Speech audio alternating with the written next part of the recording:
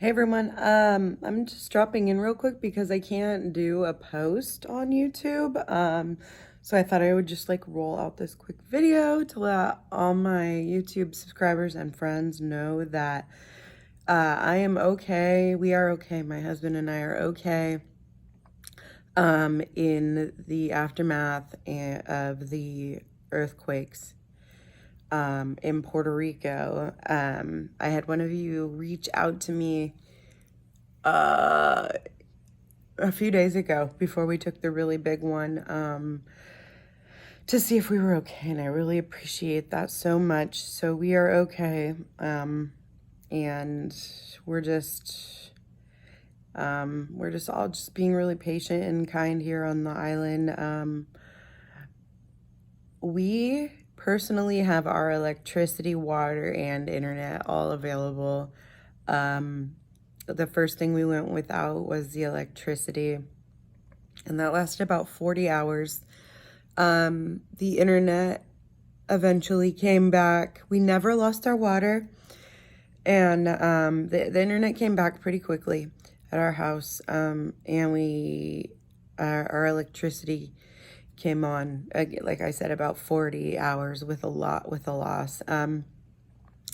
We are personally not on a generator, so I had to throw out a ton of stockpiled food I had in my refrigerator and freezer, which isn't the end of the world. And I've really just been focusing on how grateful I am to be safe and privileged in this situation. We've just had the luxury of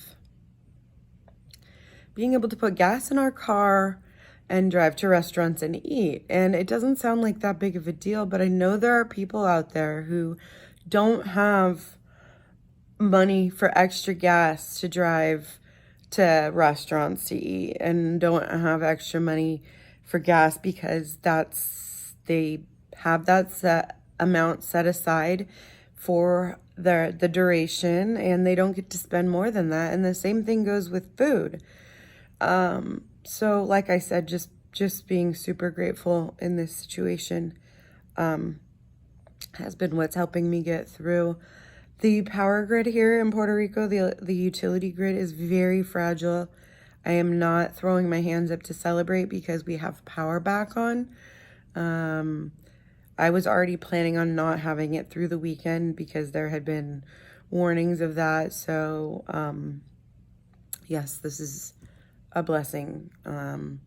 Most of my friends without power are on generator, so that's nice. But the generators are not, they are not meant to just mimic regular daily life. They're meant to be used in an emergency style.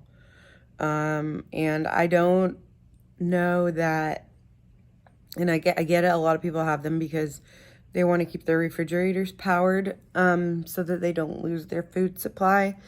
But I'm not sure if that is a worthy investment for us. I think it would be better to just maybe shop smaller here and not create as much of a stockpile.